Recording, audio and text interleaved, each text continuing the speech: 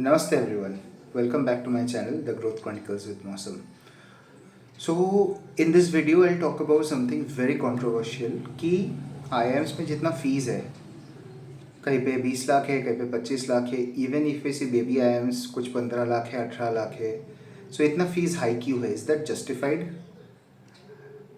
उतना फीस लेना चाहिए कि ठीक है इतना फीस भी कम होता है? So let's try and understand exactly होता क्या है, फीस इतना हाई क्यों है और ये ठीक है कि नहीं है. ठीक है, तो पहले तो समझते हैं कि फ़ीस इतना हाई क्यों है.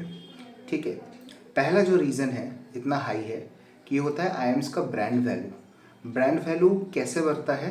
एलुमनाई नेटवर्क से. अगर आप पुराने आईएम्स को देखो, बिकॉज नया आईएम्स अभी रिसेंटली हुआ है तो मैं थोड़ा पुराने आईएम्स का एग्जांपल दे रहा हूँ इधर पे. पुराने आईएम्स का हिस्ट्री 30, 35, 40 साल तक है. अगर मैं ABC LKI का बात करूँ, है ना, तो इनका जो एलम नेटवर्क है वो थ्रू आउट द वर्ल्ड बहुत ही स्ट्रॉन्ग है. और इनका जो एलम नेटवर्क है वो बहुत हेल्प करता है अपना रीसेंट बैचेस या फिर करंट बैचेस का स्टूडेंट्स को प्लेस होने में. तो एक तो ब्रांड वैल्यू हो गया, एलम नेटवर्क हो गया. तीसरा है प्लेसमेंट्स. प्लेसमेंट्स अगर आप देखो कंसिस्टेंटली अच्छा पैकेज मिलता है, सबको मिलता है. Mostly people get around 25, 26, 27 LPA as a starting salary. तो प्लेसमेंट्स तो बहुत ही बढ़िया है जो देख के लोग करने आते हैं MBA. चौथा जो चीज़ है वो है पीयर ग्रुप. पीयर ग्रुप जो आपको मिलता है इधर पे वो इंडिया में कोई और एजुकेशन फोरम में शायद नहीं मिले. बिकॉज इधर पे best minds from engineering, best minds from arts background, best minds from commerce background come together in one classroom to share and discuss ideas. तो इसका कोई भी एक वैल्यू आप नहीं लगा सकते. और एक पॉइंट है जो पेडागॉगी है, जो केस बेस्ड लर्निंग होता है एम्स में, उसके थ्रू आपको real world business case study सिखाया जाता है ना, आपको डिस्कस करना पड़ता है. तो पेडागॉगी डिफरेंट है. इन सब चीज़ों को लेके ना एक ब्रांड वैल्यू के नाम पे फीस इतना हाई हो चुका है. अब बात करते हैं ये जस्टिफाइड है कि नहीं है. तो हर एक जो पॉइंट आपने बोला कि हाँ इसके लिए है फीस हाई, ब्रांड वैल्यू मान लिया, एलएम नेटवर्क मान लिया, प्लेसमेंट्स, पीयर ग्रुप, पेडागॉगी, इसके लिए क्या इतना इनएक्सॉर्बिटेंटली फीस हाई करना जस्टिफाइड है? मेरे हिसाब से तो नहीं है. बिकॉज ये जो चीज़ है इसका वैल्यू 25 लाख है क्या, ये कैसे आप डिसाइड करोगे? क्या फैक्टर्स है इसका?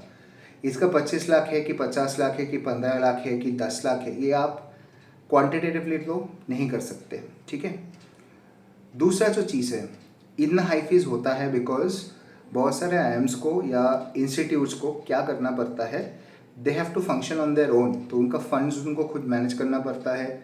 जो प्रोफेसर्स हैं उनको कंसल्टिंग में या फिर दूसरे चीज़ों में भी, रिसर्च में उनको यूटिलाइज करना होता है. So the primary job is not teaching the students but they have to do research, they have to do consulting as well. तो इन सब में भी टाइम जाता है. ठीक है, अगर मैं फैसिलिटीज़ का बात करूँ, मेरे को जो हॉस्टल दिया जाता है, मेरे को जो अमेनिटीज़ दिया जाता है एम्स में, जो क्लासरूम्स दिया जाता है, are they worth 25 lakhs? The answer is no. या फिर इतना high fees? No. The answer is no. एक और जो प्रॉब्लम है जो अभी लोग थोड़ा समझ रहे हैं कि 99% of the students will take a loan for this. हाँ, तो 1% या 2% लोग खुद के पॉकेट से फंड कर सकते हैं इतना पैसा. तो इसमें क्या होता है ना, आपका जो पूरा 20s है या फिर टू सम एक्सटेंट 30s पकड़ लो, you are in a debt trap. Because आपको तो एजुकेशन लोन वापस देना ही है बैंक को. तो जो भी जॉब आप कर रहे हो ना, आपको जॉब करते ही रहना पड़ेगा. You will not have the flexibility in most of the occasions to let it go and start off entrepreneurship, या फिर कुछ अपने मन से करिए या फिर करियर ब्रेक ले, जो भी है. तो आपका चॉइसेस थोड़े लिमिट हो जाता है इसमें. लास्टली एक अफोर्डेबिलिटी का बात आता है. एडुकेशन जो है ना वो सबको अफोर्डेबल होना चाहिए, जो इस केस में नहीं हो रहा. बिकॉज फीस इतना हाई है. मान लिया कि banks will give you a loan, फिर मान लिया कि आप इजीली लोन को रिपे कर सकते हो, सब करते भी है, उसमें कोई डाउट नहीं है.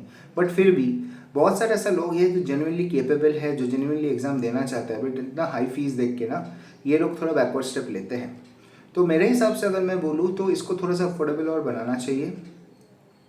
25 लाख तो बहुत ही हाई है, बट ये कम होगा? आई डोंट थिंक सो ये कम होगा. बट एटलीस्ट गोइंग फॉरवर्ड क्या हो सकता है, ये जो 10% से हर एक साल फीस को बढ़ाया जाता है, इस पर थोड़ा सा रैशनलाइजेशन लाया जा सकता है क्या? तो फिर क्या होगा, जो lower end of the society में रहते हैं in terms of income, they can also come and do an MBA। तो इसमें क्या होगा, इंक्लूसिविटी और बढ़ेगा, डाइवर्सिटी बढ़ेगा, lot of different opinions will come. और इसमें जो रूरल या फिर जो टायर 3 टायर 4 टाउन से लोग आते हैं, they can also come up. अभी आप देखोगे तो मोस्टली पॉपुलेशन देखोगे, it's mostly from tier 1 metro cities are the people who come in. तो इसमें थोड़ा सा डाइवर्सिफिकेशन चाहिए। तो मेरे को लगता है this is a point which is open for debate. मेरे हिसाब से थोड़ा ज़्यादा है, बट गोइंग फॉरवर्ड इसको थोड़ा रैशनलाइज करने का चांसेस है स्कोप। तो if you like this video, please do share it, subscribe to my channel, and please help me grow on YouTube. Thank you. Mausam Dutta signing off.